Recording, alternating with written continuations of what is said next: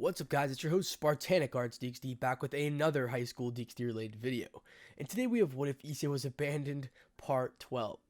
So let's try to hit 1,000 likes to this video. And if you guys cannot tell already, I am still a little bit sick, but I am still, your boy's still pumping out the videos. Trust me, I put it on God. I'm not gonna stop, okay? If you guys want to know exactly when I upload, / my upload schedule, click the little blue button right next to the subscribe button. And yes, for any of the questions, I will do a 30K live stream. And yes, the movie for What If Issei Had Ultra Instinct will be coming out soon enough.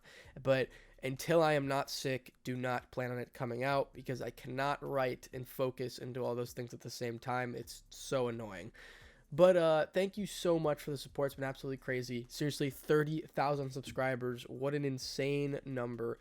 And before I thank my balance breakers or anybody, please go subscribe to my two other channels, Fallen DxD and Ampopowski, down in the description below. I just posted Ampopowski again and will be posting in this exact day, pretty much at this exact moment. And before anything else, before I thank my balance breakers, thank you to Soresponder. He applauded me $50 on one of my videos, and I cannot thank this man enough. He told me to feel better, and he thanked me for doing the video. I really appreciate him. I know you're probably listening to this video, Soresponder. I told you I was going to give you a little shout out. Thank you so much. And without further ado, let's go ahead and thank my balance breakers.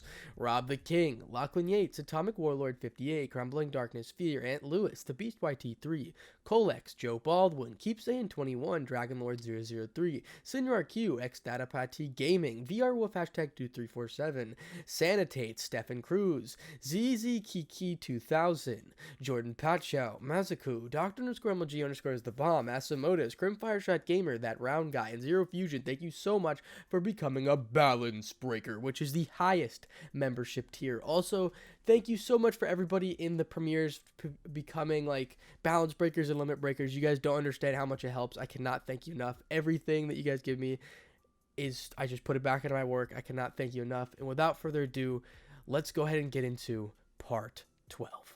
We are basically at the end of chapter 6 for those who want to follow along.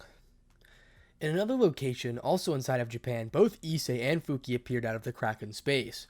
"Where did you send us?" he asked while looking around the forest they were currently at. Seeing a comfortable looking rock, he went close to it and sat down. "Nasuno, my home," she replied while walking towards Issei sitting next to him.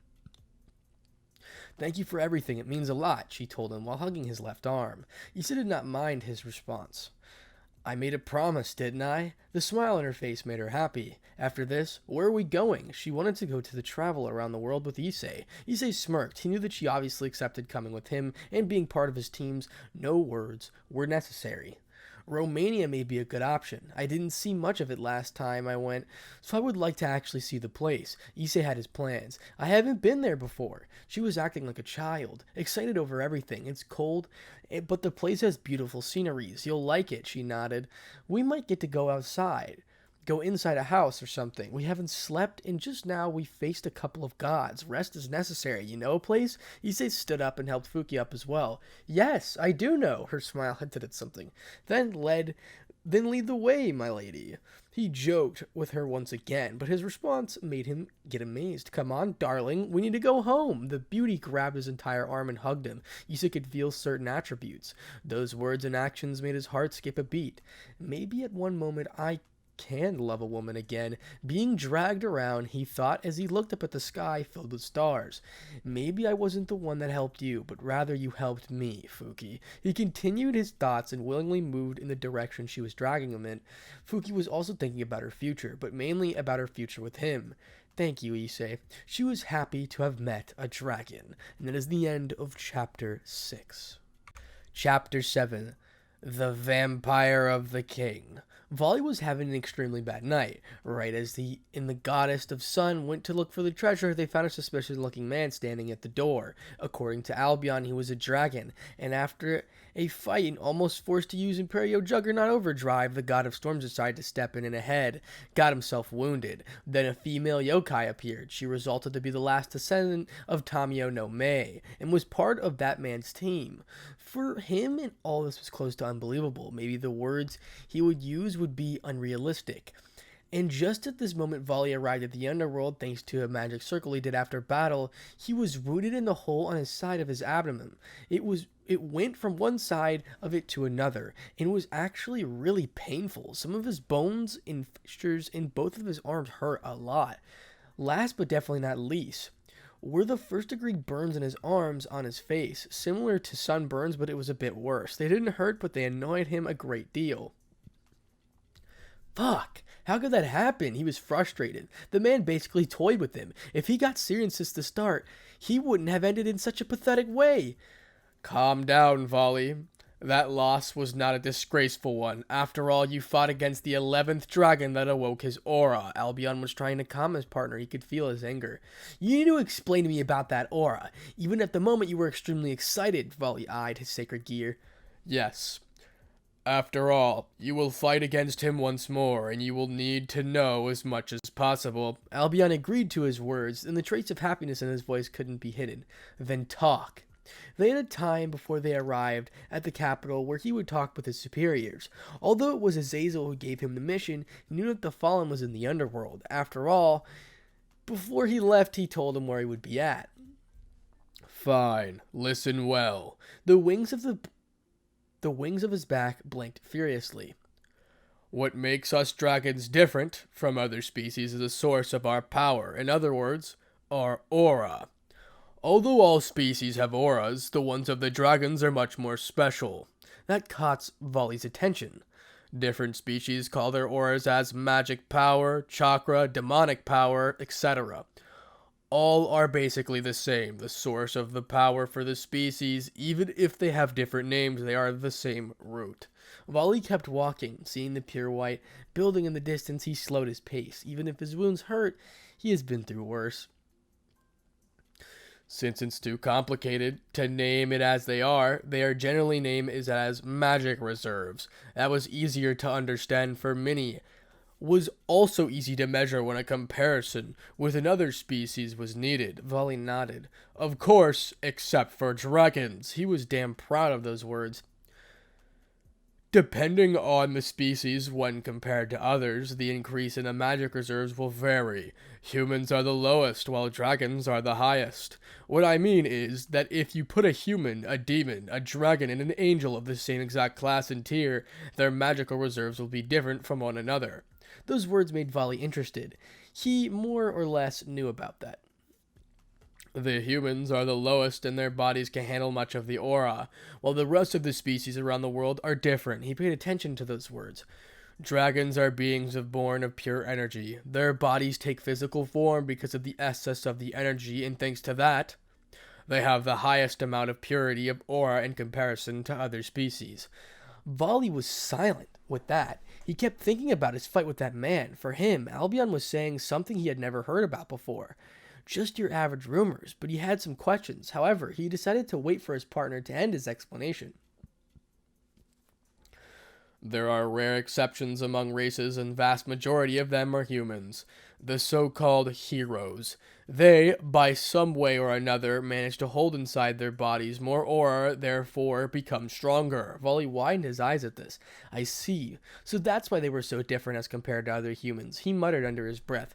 No wonder Keo, Gregoric, and the rest have caused me so much trouble. Volley solved another mystery that was chasing after him some time ago. This time he felt he understood why those heroes were so annoying to deal with. Correct. Albion also agreed with his comment. Such humans were rare, but they existed even this generation had a few. However, dragons are different. He made himself clear.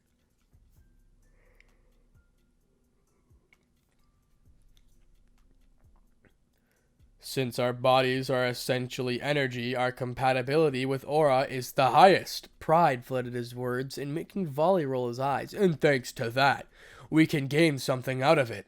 Something? He was intrigued. The way of the dragon to gain their aura is to either wait for an extremely long amount of time to pass, or to suffer through an experience that is capable of changing their physique. In other words, their personality and even their soul. Volley stopped his musings and asked, what kind of experience? The worst kind. Albion's tone was deadly serious. Until now, Only Taimat and Yulong have experienced this change. The rest of us waited for a long time. Albion felt nostalgia. He more or less remembered those days. How about evil dragons? They are strong, and it should be impossible for them to be that strong without that aura. Vali asked back.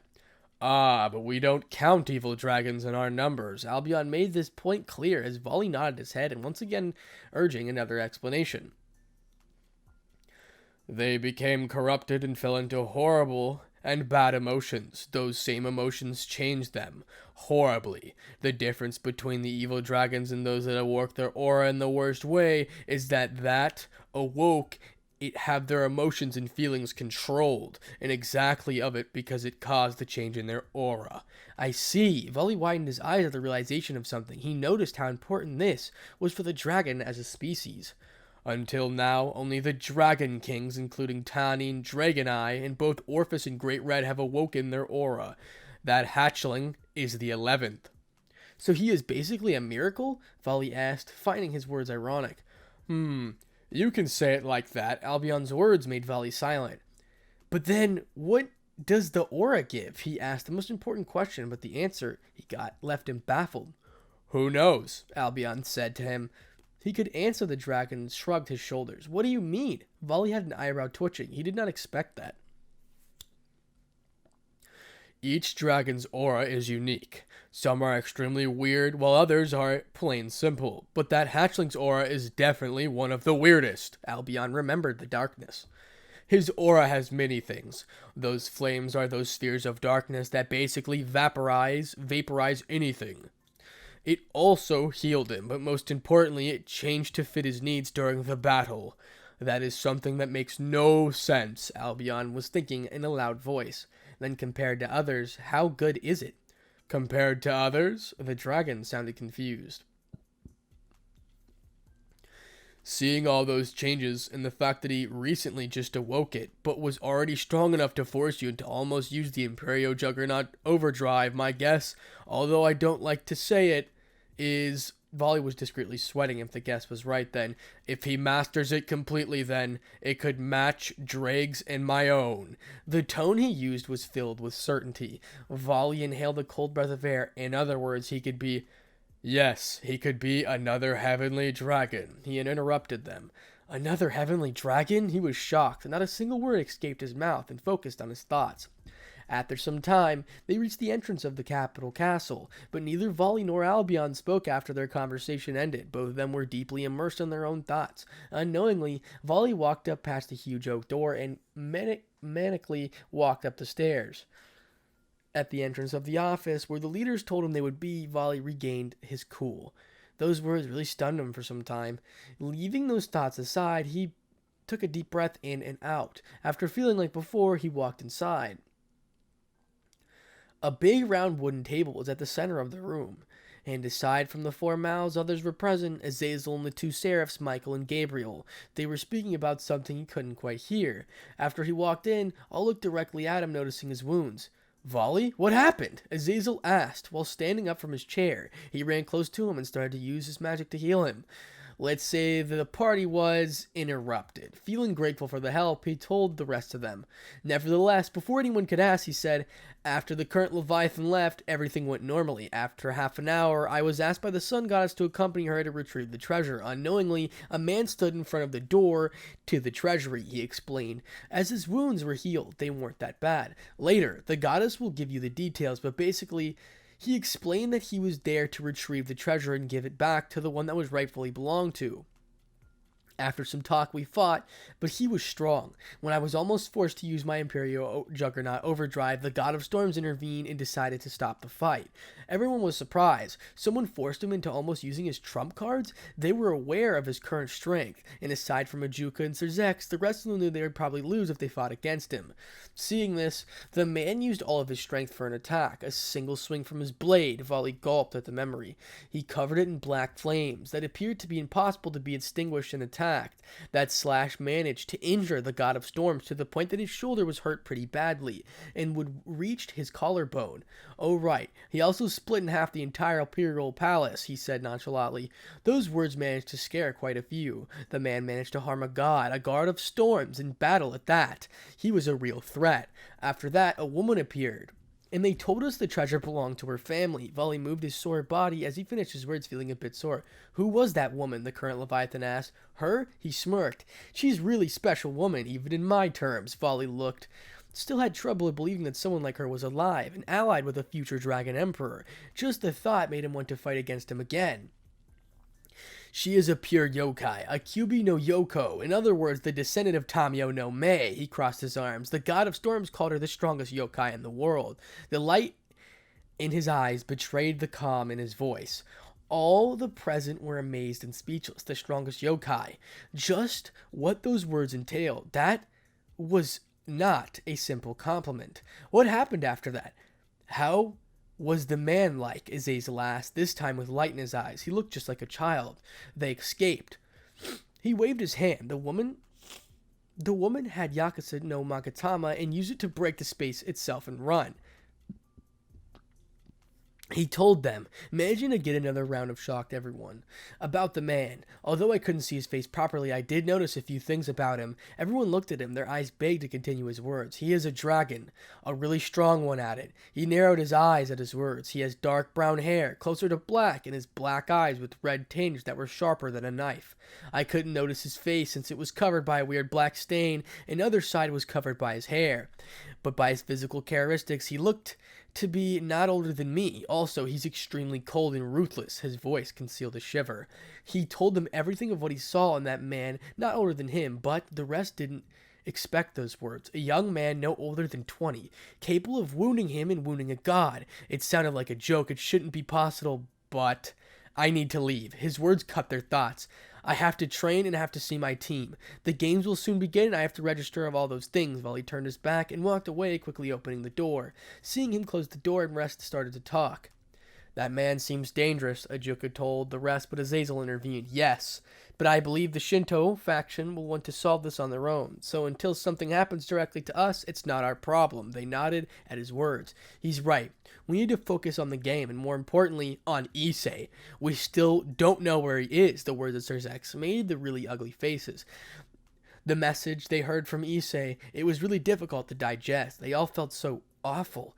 True, we need to focus on that. Right now, Issei and the game are our utmost priorities, Azazel said to them, breaking the moody air. After those words, they decided to talk about the game and Issei for a while more, until they all started to leave. They had work to do.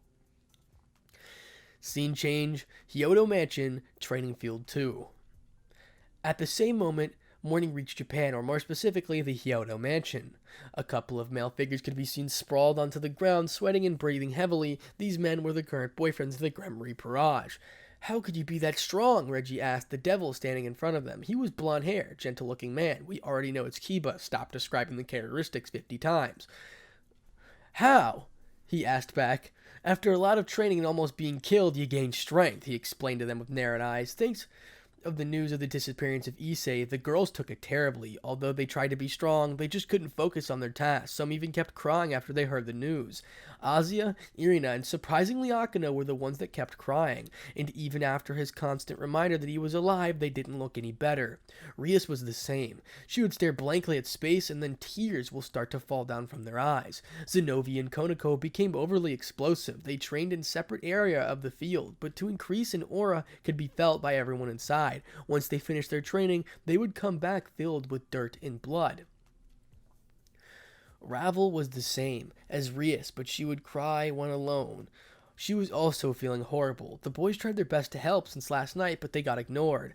And since their training started, Kiba proposed to tell them that while the girls get better, he would be the one training them. He fulfilled his promise, and early in the morning he went to get them. After coming to the training field 1, he proposed a little spar, all against him. The result was obvious. It wasn't even a warm-up.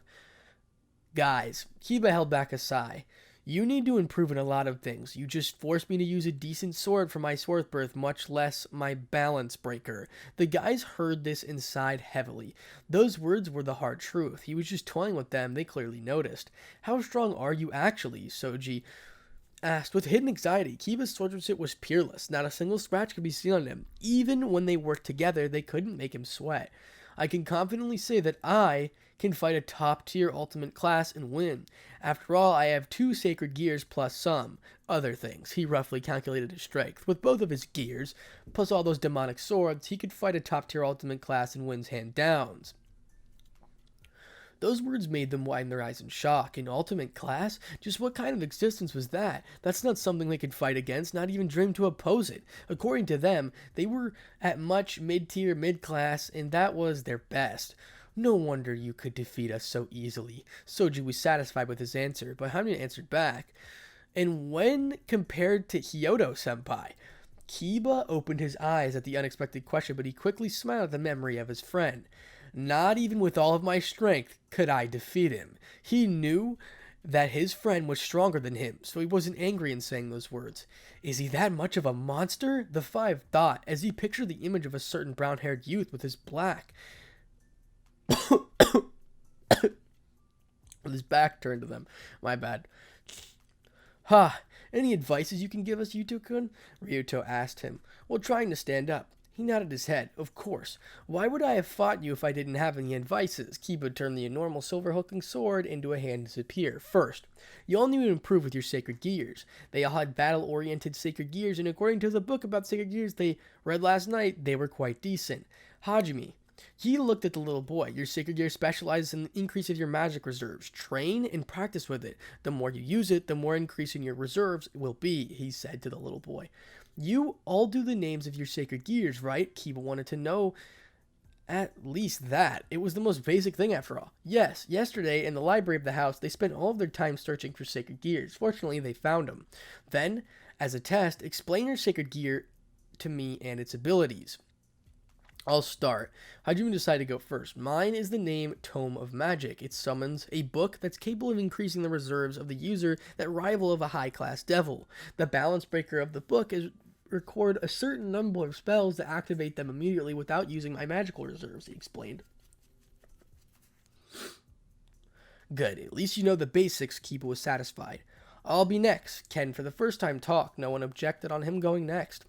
My sacred gear is a demonic spear, green dragon crescent blade, based on the one General Guan Yu had in the Romance of the Three Kingdoms, a replica, of course, when he said that a black bow with a sedent blade at the top would appear on his hand. The blade was bright and green and had a dragon engraved on it. While nodding his head, Kiba ordered, continue. It has the ability to constantly heal me as well as increasing the speed of my attacks by a big margin. The balance breaker is said to summon the original horse of the general to give the replica of his armor, hereby increasing every ability I have. His sacred gear was different from the rest, and that proved to be more useful. He liked that about his sacred gear. Okay, sounds interesting. Kiba was a little interested in the spear. He then pointed at Soji, satisfying his turn. He stood up and said, mine is more of a support-oriented sacred gear. Its name, False Gift, an ability which lets me create a complete clone of myself that has the same abilities. The balance breaker lets me continue an uncountable amount of clones, all having their own mind. The balance breaker can be quite annoying. Kiba was curious about the balance breaker. Then his eyes rested on the next figure. Knowing what that meant, Ryo stood up. Mine is called Mantle of Chaos. It creates the mantle of red energy that surrounds my body. It can disturb my magic thrown at me, dissipating it. The balance breaker can absorb the magic thrown at me.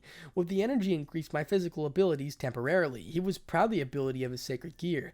Good enough. Kiba then turned his eyes to the last one present. Mine is called Perfect Warrior, a rare sacred gear that's capable of creating any piece of armor. I wish increasing my magical and physical resistance as well as my physical capabilities on the part of my body that's covered by my armor. It seemed his sacred gear was a bit stronger than the rest. The balance breaker is capable of creating a full body armor alongside a weapon that has the former abilities but on much a higher scale. His sacred gear was the strongest of all of them, but compared to Kiba's, it was a low tier below. Good, you all know about your sacred gears. The next part is to train with them and awaken their balance breaker. With that done, you can become much stronger, Kiba explained to them, while surrounding Sirius, a small smile on his face. The rest nodded. They had a lot of things to do. After that, they decided to start training again. However, a magic circle appeared at the center of the field. Seeing the serpentine crest and the blue crest color, Kiba paled. That's not good. After the light filled the room, a dozen of people could be seen. Yo, Kiba, how's everything going? An average-looking man walked near him and greeted. The 5 men took a step back, afraid of the presence he had. Saji-kun, Kiba smiled sincerely. It's been a while. Things have been not that good, Kiba said to him with a tired face. Seeing this, Saji wanted to ask more about it, but another figure appeared, a woman with piercing, cold, and calculated vying eyes, having short black hair and glasses on her face. She had an emotionless look written on her face due to her shortened height. It reduced the desire effect. Kiba-san, greeting, she bowed her head so slightly. What do you mean by that? The woman asked with piercing eyes. Sona-sama. He held back again.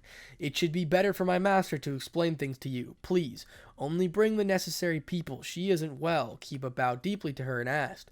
The woman was surprised, but seeing the face of the young man, she had knew that something bad happened.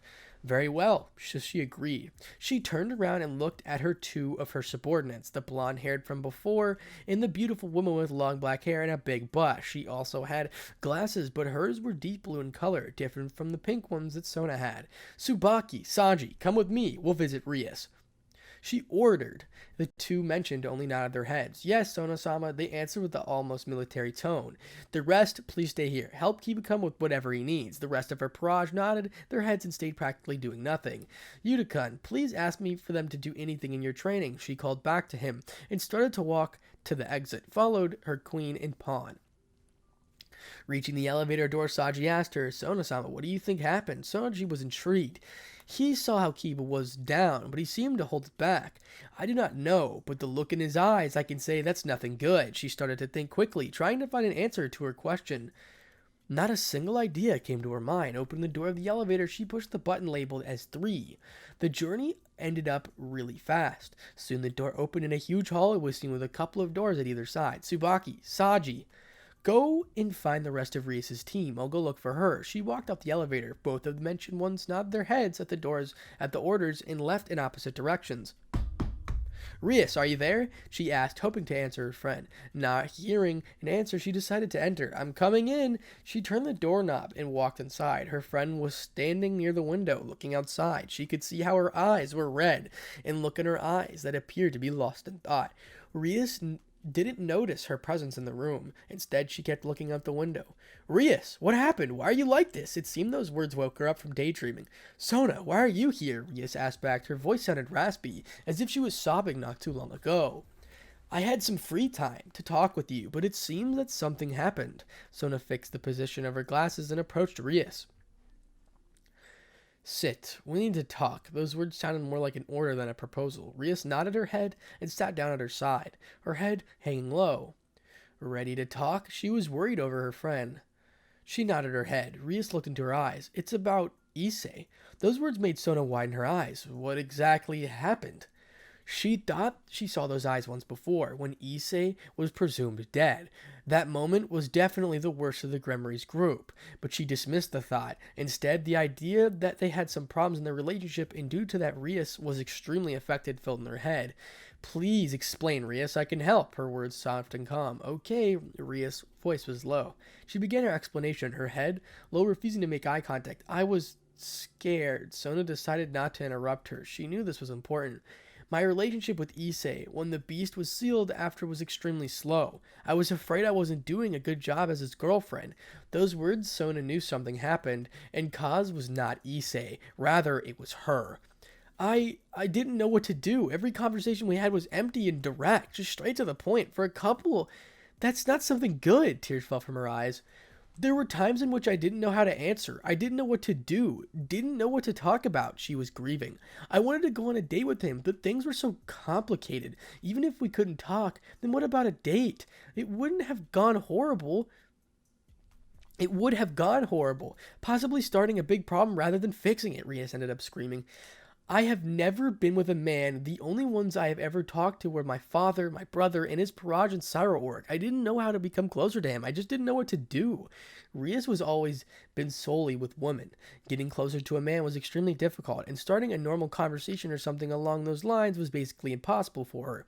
She was always with her friends, and not once was she interested in the other sex, not until Issei appeared.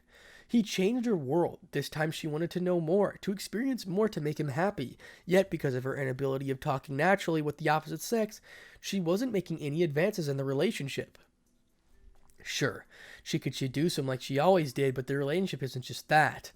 So, the only thing she could do was try and experience more. I thought that if things kept going like this, we would have to break up. Tears came from her eyes, and even worse, before, Sona just placed her hand on her shoulder trying to comfort her. I was so scared, I just stopped talking to him. The fear, the impotence of being unable to solve this ate for me the inside out. So I just left him. I ignored him, and She couldn't finish her words as she shook her head. After some time, I calmed my thoughts and down and began searching for an answer to this problem. I wanted to an answer. Anything could work, she explained. Then I got an idea. What if I get closer to other men? That way I could solve the problems once and for all. Sona widened her eyes. Please tell me you did not. She wholeheartedly wanted her guest to be wrong. She truly did. I focused more on school and tried to get closer to the men in my faculty. Soon, I started to understand what men liked to talk about, what they wanted to do, what they liked on a woman. My plan was working. That horrible emotion I felt started to fade more, and I noticed how I was improving. Rias was gripping her hand so tightly that her knuckles turned white. Then I thought, what if I get into a relationship with someone to gain experience that I desperately needed? That way I would know what to do in those kind of situations. That way I could succeed in trying to be closer with Issei. Her words sounded bad. Suna knew that was a great mistake. So I did. I got closer to senpai of mine. She confessed. Soon enough, Akano noticed and asked why. I answered and explained to her how I felt, and told her the same words I just said to you. She also thought it was a good idea. She also felt that would work, as the many similarly afraid of what I told her. Akano believed that the same would happen to her, since almost all of the time she spent with Issei, she felt something familiar. So we aimed for the same guy, and closer we got to him, the more we liked him. He reminded us about our childhood days in which we could talk about the perfect man for us. He fit that description perfectly, Rias tried to explain.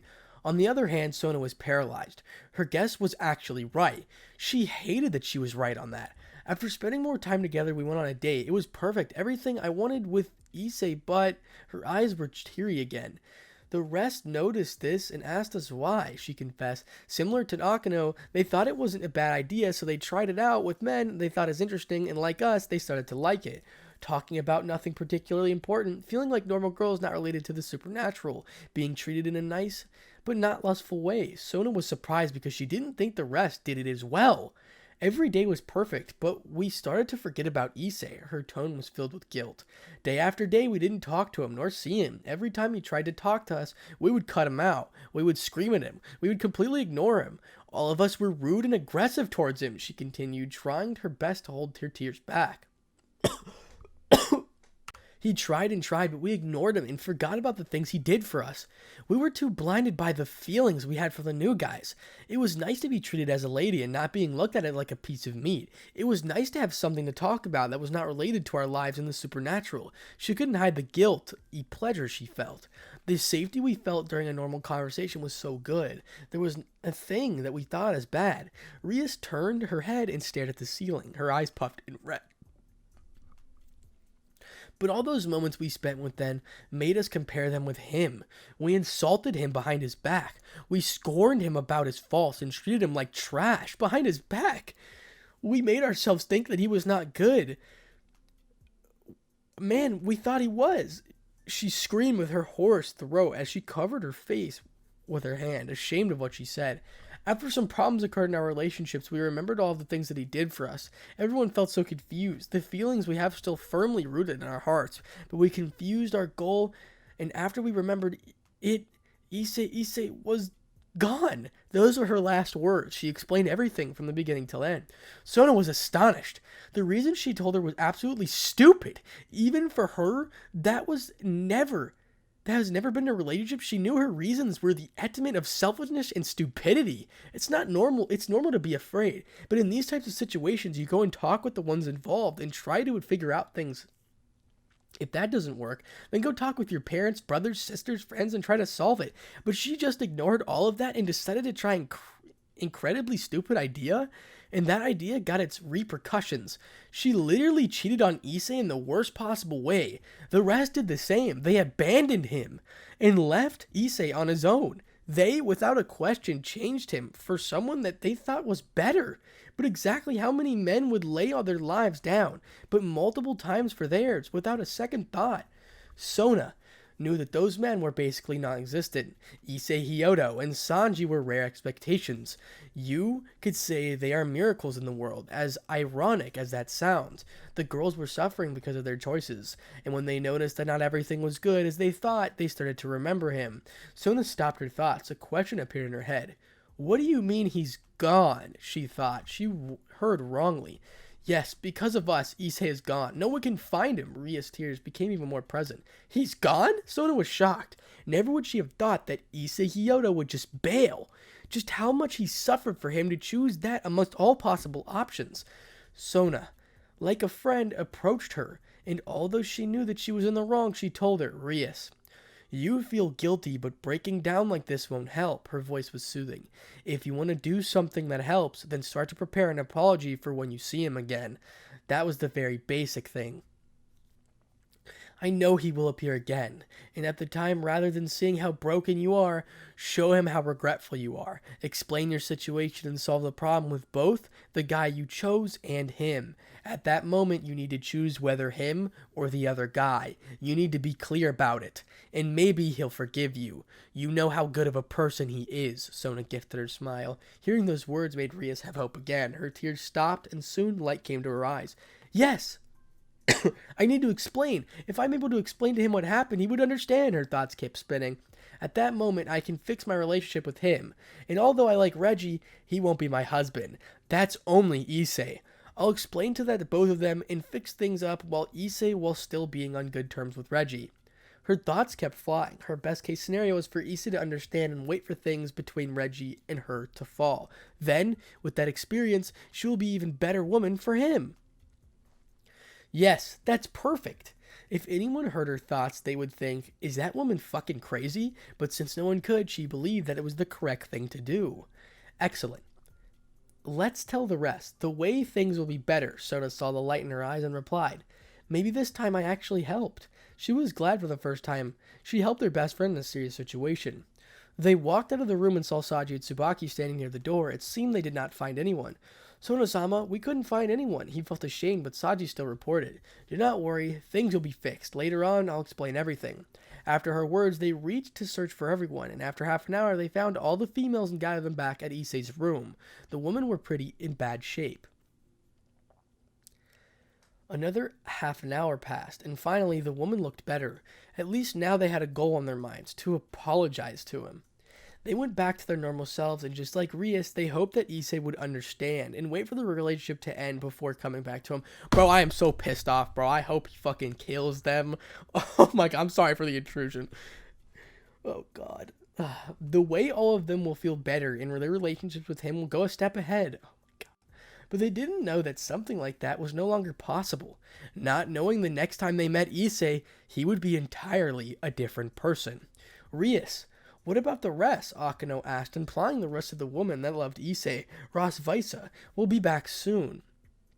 After all, we need her to train for the games. Sona is extremely busy with school, so she won't participate. At the mention of the Valkyrie, they nodded. Kuroka is in Kyoto, and they will surely participate in the team of volley. I don't know about Lefei, but she could also participate as volley's team, she explained, while placing it on her chin. Do you think we'll only meet them at the beginning of the tournament? Akano asked back.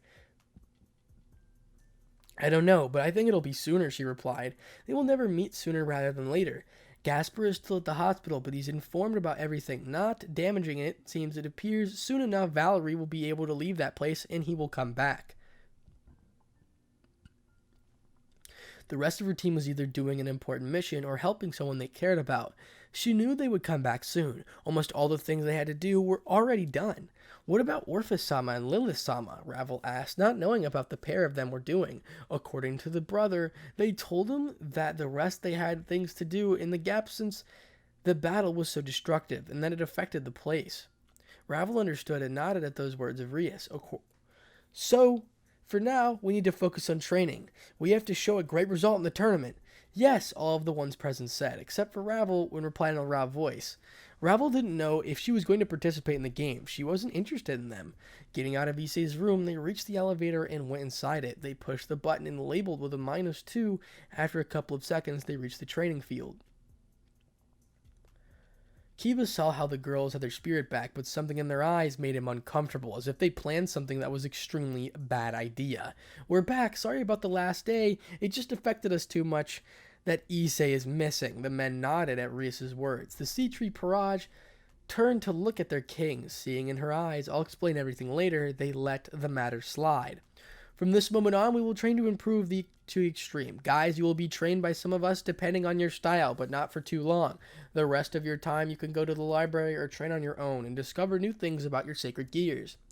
Hearing those words, they understood their Paraj also need to prepare themselves for the games. Rias, Reggie stood up and said, since Hyoto is missing, we thought that maybe we could help you during the games. They knew Issei's worth of 8 pieces, and they were only 5. So maybe that way they could help a little for all the things they had helped them at. Rias and the rest were surprised, but his words were correct. Without Issei, a big hole was left on the team, and although they couldn't fill it, they could help them in that aspect. I'll think about it. If you show great progress during the training and become stronger, then I'll let you participate. Those words were like music to their ears. They all had smiles on their faces and nodded their heads joyfully. Thank you, they said in unison. Rias, I need to leave. The school won't administer it for itself after all. Well, everyone, let's start training. Her voice was like in the past, filled with dignity and strength, something we were all quite fond of. Issei, I swear over my name as a Gremory that I'll apologize for all the wrongs I did and in some way compensate everything to you. She was resolute in her own vow. She wanted to quickly find Issei and fix everything that she and the rest had done wrong. Unfortunately, the stupid bitch doesn't know that she already messed up too much. Our boy. Scene change. Nasuno outside the shrine. A few days later. On an open grass field, the two could be seen. A man and woman were fighting, training their abilities, further improving behind them. A Japanese shrine could be seen. It was all the way up the mountain, reaching the almost blue skies. That place was former home of Fuki, the shrine where her family had lived at. To her, this was an extremely important place. And now she was with the man she held affection for in the same place. She couldn't be happier. During the past couple of days, Issei perfectly healed and soon started to train. He needed to increase his stamina and resistance since he experienced how bad he actually was after his revival, so he decided to practice with many different training methods. From the simple physical exercise with a lot of weight, that thanks to resistance magic, he asked Fuki to cast to increase the gravity of his surroundings, reducing his mobility and movements like he was moving through water, among the others borrowed from animes he had watched a couple months ago. And thanks to these methods, he improved by leaps and bounds, getting his back, former everything. Even his body gained more muscle, something he was grateful for. He believed that he now had a pretty decent, muscular, not bad at all. And after seeing him train daily, Fuki asked if she could be his sparring partner. Issei agreed to her request almost instantly. She wanted to improve her fighting skills, and since both of them were going to participate in the world-class rating game, she thought it was a good idea. And ever since a couple of days ago, both started to fight against each other seriously, and each day, Issei was more surprised than before. She was a monster. During close range, she would use Toki and reinforce it with Senjutsu. Since her close combat wasn't that good, she would compensate it with both of them.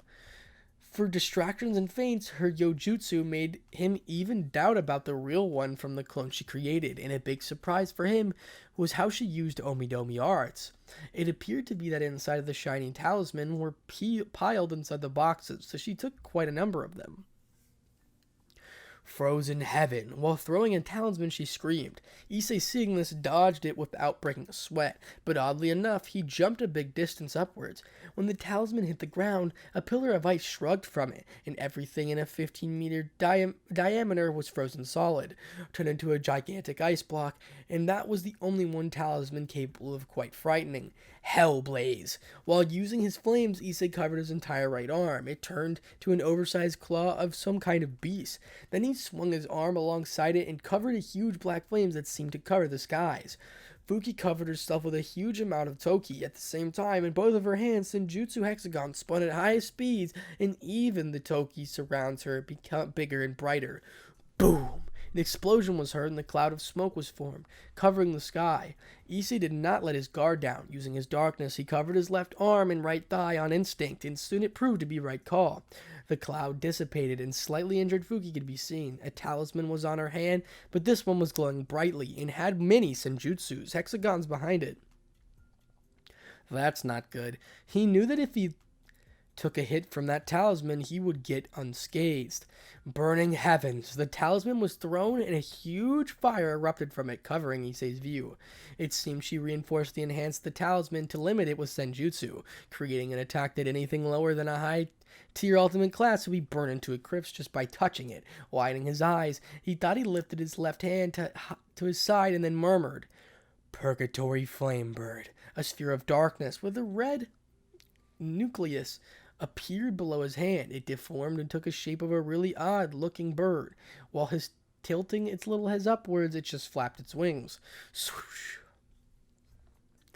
The bird died into the sea of pure red flames, reaching Mach 2 in the process. The moment the bird touched the sea of fire, the sea dissolved instantly, posting no difficulty to it at all. Flapping its wings again, it broke the sound barrier for the third time.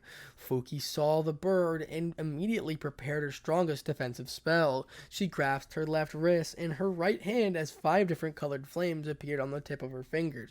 Behind her, a huge magic circle was in the shape of a hexagon was present, glowing blue, and 5 different talismans surrounded the hand, eventually being consumed by a flame. In each of her fingers, a pentagram was slowly formed at the front of her left palm. It began expanding, covering everything in her sight. Camp Turtle Shell Field. Evil suppression, she yelled as she fueled her spell to the max. She knew that how strong Issei's attack was, and she was very scared of it. The bird struck the pentagram in front of her. Boom! And soon it formed a small miniature-looking sign at the zone of impact. Issei, seeing everything from above, his purgatory flame bird was very powerful as always. He floated back to the ground, smirking. That was a direct hit. She wouldn't come about unscathed from that one. Good, he talked to himself while seeing the small sun disappear from his sight, after which a weak-looking pentagram was the first thing he saw. It gave the impression of breaking with the slightest of touches. Cracks adorned its entire surface, and 3 of its corners were burnt off completely. Fuki was behind it, wounded, but not heavily so. Nevertheless, even after all of her efforts, plus coating herself with toki, the hit from that annoying bird still managed to hurt her badly. Her dress was burnt, and her left arm, and even more so her palm, was scorched quite seriously at some spots, were charred black. Her right hand, which covered much of her wrist, had small black embers burning furiously on top of it. The rest of her body had first-degree burns. Her senjutsu was healing, albeit slowly, and thanks to her toki and senjutsu, she did not suffer much more from the attacks. Seeing her figure, Issei was amazed. Incredible. Shock was the understatement of what he felt right now. She managed to survive his most destructive attack with only those wounds? Really? What an incredible woman, he mumbled under his breath, not noticing how she blushed. A satisfied smile appeared on her face. But of course, she even felt prideful at the comment. But the match hasn't finished. She healed her wounds, and after much effort, eliminated the black flames coming her right wrist. Then she made her move. A talisman different from the others appeared. She threw it on the top of her head and chanted, "Thunder of the blue skies, descend!" Her words sounded like a rumbling of thunder, black lightning. The talisman exploded in the blinding on its place. A huge lightning bolt appeared. She moved her hand and pointed it at Issei. The lightning bolt was as something was a mind of its own, flew towards Issei. I should have had a trump card like that. Issei was watching the lightning bolt reach in a fraction of a second, not capable of dodging it. Boom! The ground gave in as a bolt struck him, then a huge explosion followed up. The sizzling of lightning could be heard, and a few electric currents were accompanying it. Fuki was calm. She wanted to see how he ended up after that attack. The crater was ridiculously big and steep. She knew that he would have taken some serious damage with that hit, that being her best single target lightning spell. Walking without dropping her guard, she reached the edge of the crater. Pillars of smoke were seen here and there, but the tallest was the one at the center. A big column of smoke flew all the way to the sky, reaching the white clouds. She waited at the edge of the crater, and soon smoke dissipated. Issei was standing there. His darkness surrounded him as if hugging him. His wounds were bad. Droplets of blood fell onto the ground from both his arms, which were used as a last resort shield. Both of them charred black, and some parts were white, exposing the bone. He received the full end of the hit with his arms. He stood there, unmoving, his eyes closed. Luckily for him, the blow didn't reach his face, so he only burnt on some spots and wasn't serious at all. When Fuki saw him like that, her face lost its color. She used all of her strength in that spell, being her best one in a destructive field. It did a great damage, but she never expected for it to be able to hurt Issei that badly. Issei, she screamed, guilt filtering in her voice. At the same time, the darkness surrounding him started to move. Like a cocoon enveloped him. At the moment, her heart was on her throat. After less than a minute, the cocoon disappeared as if it was never there. Instead, a perfectly healed Issei was on its place. His eyes were wide open. Disbelief filled him. What exactly happened? He was surprised. The moment that blow struck, he felt his consciousness leave him. He felt his darkness as a lack of effort to withstand it. But he still got wounded by it, ended up pretty badly. Is that another ability from my aura? The cocoon that appeared on him completely healed his wounds at a pace even faster than his darkness.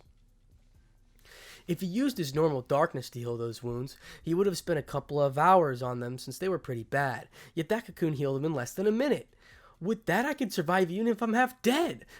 A life-saving trump card that could possibly restore him to perfect health. After moving for a little bit, he felt how his body was heavy and exhausted.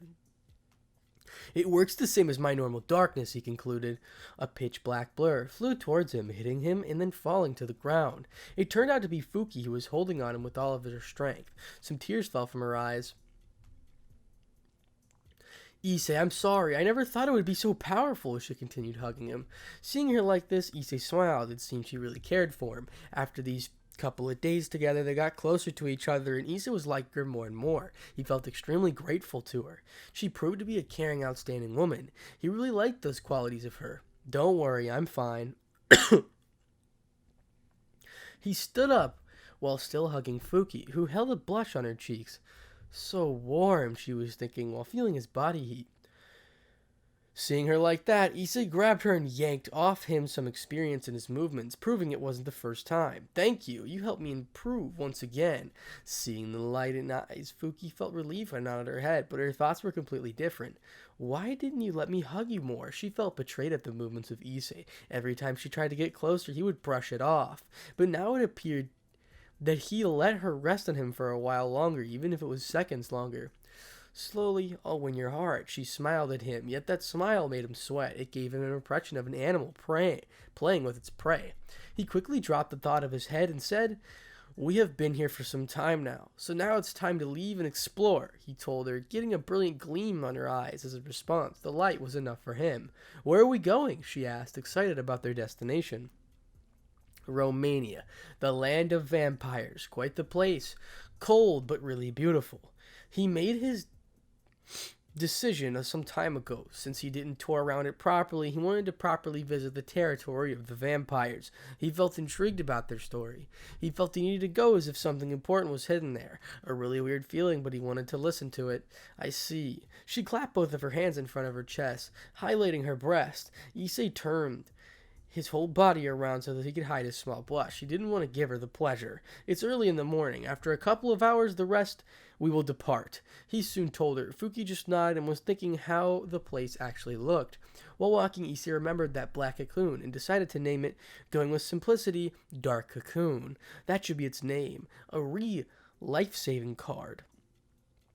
He then moved away from the crater and reached the stairs to the shrine, Fuki right by his side. The shrine they currently lived at was unbelievably beautiful for a human construct, laying at the top of a mountain, having a couple of trees in its vicinity going quite the view. The building itself was firmly rooted at the center of the mountain. Small cobblestone steps were located in the ground, creating a small path up. The surroundings were just green grass and a couple of flowers on it. The building was big and had an inclined roof. The walls were painted in white and the entire area was slightly elevated off the ground. All in all, it looked like the perfect classic Japanese house. This place was the home of the Kyubyu no Yoko, for generations those being Fuki's mother and grandmother. Now she was the owner of the place. I like how relaxing the atmosphere of this place is, Fuki told Issei as they stepped onto the cobblestone path. His response was just a nod in his head. Yeah, quite relaxing, he agreed. Issei loved the view he got from the height, and also loved how the place actually was. Not extravagant, but not simple. The perfect mixture in his eyes and a suitable home. We will need to prepare for the trip. I won't use my Hellgate, since I don't want to appear in the main castles. Let's use Yaganaki no Magatama. Issei wanted to tour the country and to see it as it really was, not going to a special location. Fine by me, the words of Fuki sounded flirty. This made Issei roll his eyes. The woman liked to play with him a lot. Then let's take a break, and we will leave. While nodding at his words, Fuki opened the door to the building. She went first and Issei followed. They planned to eat something or talk for a necessary amount of time. Like that, they ate, talked about different things, mainly about their destination, Romania. After recuperating from the exhaustion, Issei asked her to use the treasure. Fuki, let's leave. He went outside, the fox following after him. Sure, her flirty voice was heard yet again. Wow, that tone makes me sweat, Issei felt, threatened every time he heard that tone. Break the boundary between the worlds, Yakuza no Magatama. Transfer. Like a melody, her words echoed at the bottom of the mountain. The bracelet on her wrist expanded, soon covering the height of a person, and it soon started to spin. Inside the circumference, and the bracelet was a pitch-black world, many lights glowing inside of it. Hide your tails. Let's hope that we appear in an unpopulated location. Taking heed to his words, she hid them as she walked towards the portal, shaking her hips in a suggestive way on purpose. Issei was momentarily lost in the entrancing of the movement of her hips, but he quickly returned to himself. The moment she went through it, she disappeared from his view. That woman is being way too flirty with me. He walked through the portal like her. Scene change. Town of Kadath. Romania. Mist was all over the ground, not letting anyone distinguish what color it was. A small town was seen in the distance. It looked old and unpopulated, and surroundings were filled with tall trees that covered the sides of the road. The sky had clouds covering the vast majority of it, blocking all types of light. One could say it was daytime, since the sky looked light in color, that being dull gray similar to cement. A vortex appeared at the center of the desolated road. It then increased in size to the point that a person could go through it. A beautiful woman came through the portal. She had black dress with red accents and a whole dress reached just above her knees. Oh my god. We know who this is. Stop with this shit. She looked around at her current location, a rather gloomy place to be at. The beauty concluded, but even with the comment, she still liked the view. It was filled with the trees, bushes, plants, and flowers. This certainly will be a great opportunity.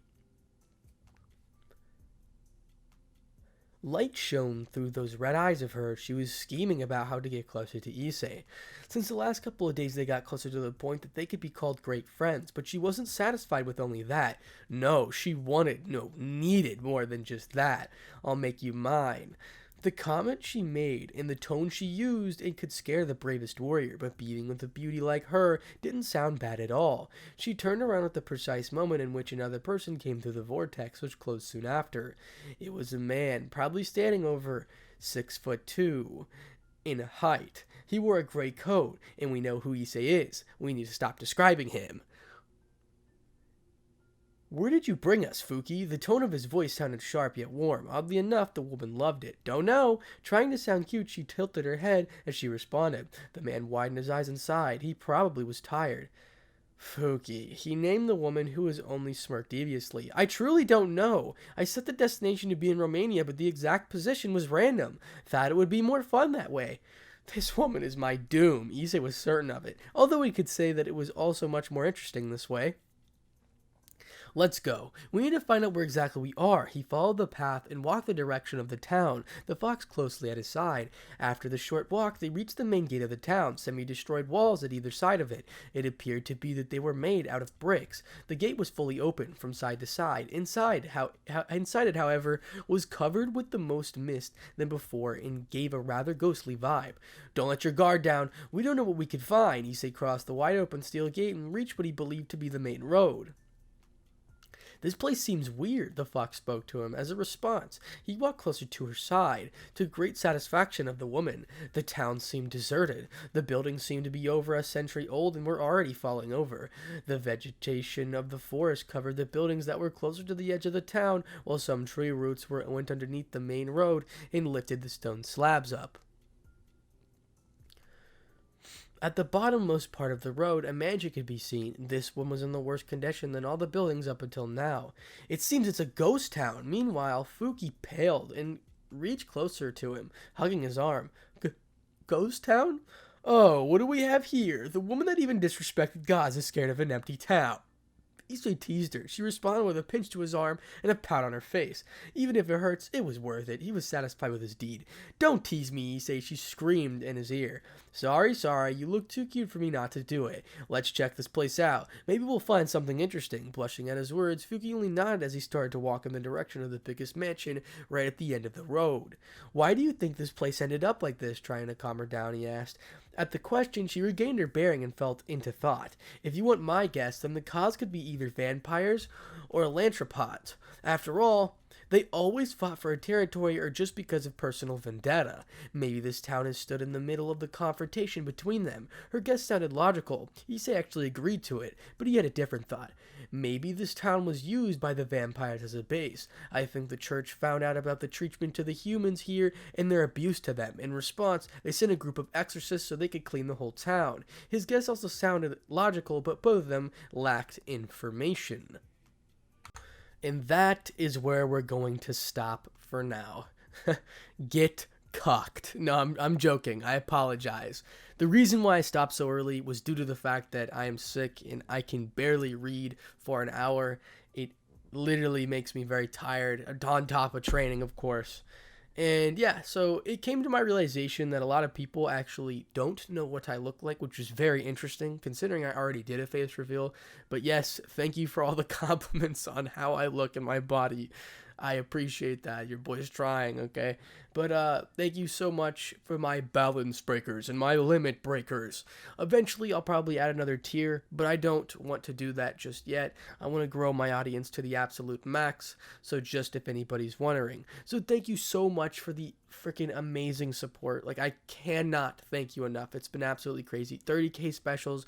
Of course, all those were delayed due to the fact that I do have COVID-19. I apologize. But overall, you know, all the what ifs on Goku and Dragon Ball in general, and what if Issei had Ultra Instinct the movie will be coming out, as well as my 30K special stream that I plan on doing at least at the beginning or like August 7th or something like that. Around the beginning of August is when I plan, so about 6 to 7 days. So thank you so much for the support once again. Remember to go subscribe to my second channel down in the description below. My 2 second channels, Fallen DxD and Ampopowski. I'm doing a bunch of Dragon Ball stuff on Ampopowski, and Fallen DxD will have a bunch of videos soon as well. Thank you so much for the support. I'm doing a lot of interactions on there. So if you want to see more of me or different animes, me talk about different animes, go subscribe over there. I will talk about different animes on here, but you get my point. Thank you so much for the support, and without further ado, Spartanic Arts DxD out.